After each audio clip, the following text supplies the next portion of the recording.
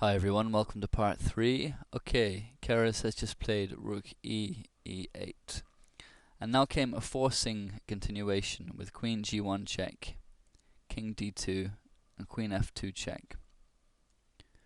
And not queen takes h2 of course, or its mate in 3 with rook g8 check, king h7, rook h8 check, king g7, and rook d g8 is mate.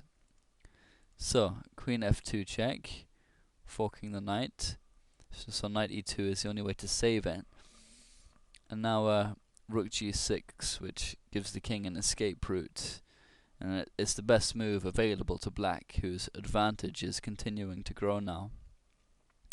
So g3 from Keres to defend his g-pawn. If instead rook g8 check, king h6, rook h8 check, king g5, just gains white nothing and gets him nowhere. It's completely pointless. So g3, and now f5, again making space for the king to escape. After rook g8 check, king f6. And now rook takes g6 check, which is an inferior move from Keres, but he's running out of options. Another possibility was rook d6 check, but after king e7, rook d takes g6, f takes g6, rook takes g6, and then h3, followed up with the queen takes h2, and the queening of black's h-pawn wins the game without much difficulty. So rook takes g6, f takes g6, g takes h4, and queen takes h2, which Fischer gave himself a question mark for.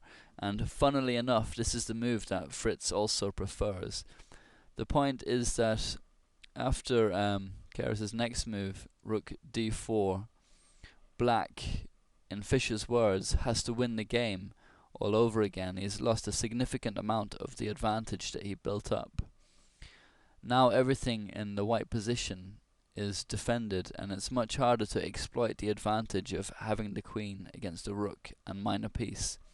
Fischer gives the winning method that he should have used instead of taking on h2 with the queen, which is what he played in the game continuation. Instead of queen takes h2, queen takes h4 is the winning continuation, because after rook d6 check, king f7, if white plays h3, hoping to prevent black from creating connected pass pawns, which would win him the game, now there's queen h6 check.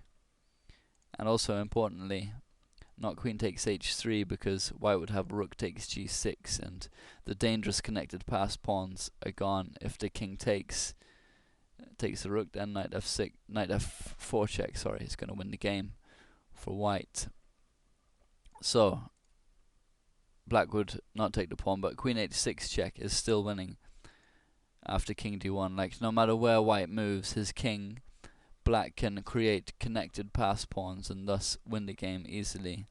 If king d1, now queen takes h3 is okay, because if rook takes g6, hoping for that same tactic again, now queen f1 check, king d2, king takes g6, and black wins. So queen takes h2 anyway from Fischer. Now rook d4, and as I said, black's task is still pretty difficult here. Fischer continued with queen h1, which is threatening a dangerous queen invasion to b1 here. So Keres played king c2 to stop that. Now came king e5 and a4 from Keres, hoping to liquidate white's only remaining weakness, the a pawn here. And Fischer gives an alternative defense in knight c1, followed up with knight d3 check, and it's probably a drawn position. Playing instead here knight f4 loses to queen h2 check, king d1, queen takes f4, rook takes f4, king takes f4, and black has a 1 king and pawn endgame, which is an element of chess in which Fischer was probably the greatest expert of all time. In this position it's relatively easy, but he had an encyclopedic knowledge of all the theory ever concluded upon about king and pawn endings. He gives a sample continuation here. If king e2, which is better than b3, because then simply king e3 wins. So if king e2, king g3, and now b3, hoping to create a pass pawn of his own, but it's too little too late after king takes h4, c4, b takes c4, b takes c4, king g5, and the black king is able to catch this pawn before it queens, and then come back and queen these pawns. If the white king ever comes down to take on g6, then the f pawn can just march up and queen. So it's a one game for black. So a4 anyway is the game continuation what Keres played. Now came queen f1 from Fischer, which is trying to capitalize on the disjointed state of white's minor pieces, in Fischer's own words. And knight c1 is the correct way to save the knight. If instead king d2, then queen a1 forks the pawns, b2 and a4, and it's going to give white some problems to solve. So knight c1, now queen g2 check, and king b3, which is a move that Keres played in time pressure, which creates new losing chances. Also bad is king b1, because now comes b takes a4, rook takes a4, queen f1 to defend a6 and also pinning the knight. So king c2 is the best move for white, but now king f6, stopping any knight d3 check ideas, followed up with the advance of the f pawn, should win for black.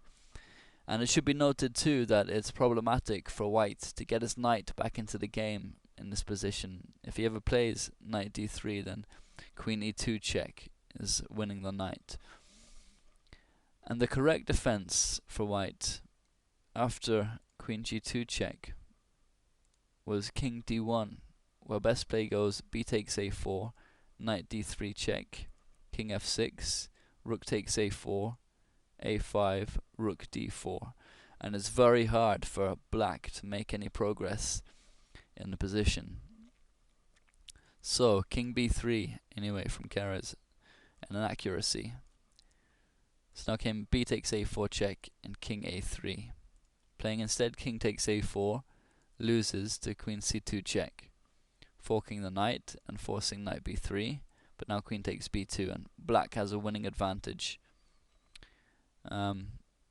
Instead of king a3, rook takes a4 is also problematic after queen d2, threatening queen d1 check, which is winning a piece. And if white plays knight a2 to defend against it, then simply f4 again is very strong for black, with the queening of this pawn coming. So king a3, and now queen c2, which is the strongest move from Fischer, which is threatening both the loose knight on c1 and mate on b3. And luckily for Keres, he has the resource knight d3 check, and after king f6, knight c5 to defend b3, solving his problems at least temporarily. So then Fischer plays queen c1 with the threat of queen a1 check, winning the b2 pawn, and Keres played the correct move, rook takes a4, allowing his king to go to b3 in the event of a check on a1. And taking with the knight instead was losing, and we'll see why in a second. Fischer continued with queen e3, which is threatening the knight. And at this point the game was adjourned, and Keres sealed his move, which, when they resumed play later, was knight takes a6. And this is essentially a blunder, although it's easy to understand his desire to keep all his pawns and pieces protected, as they are in the position now. Fischer writes, "This makes it easy. I had expected rook d4, where he was planning to play f4, and after knight d3, f3. But he says here the win is hard, but eventually black breaks through on a3. For example, king b3, king g7, king a3, queen e2, king b3, queen d1 check, king c4, a5, king b5, and note that the knight is pinned, a4, king a5, queen b3, king a6, a3, b takes a3, queen takes a3 check, king b5, queen takes c3, etc. Adding maybe white can improve, but black should win because his blockade here is not airtight. Okay, that's the end of part 3.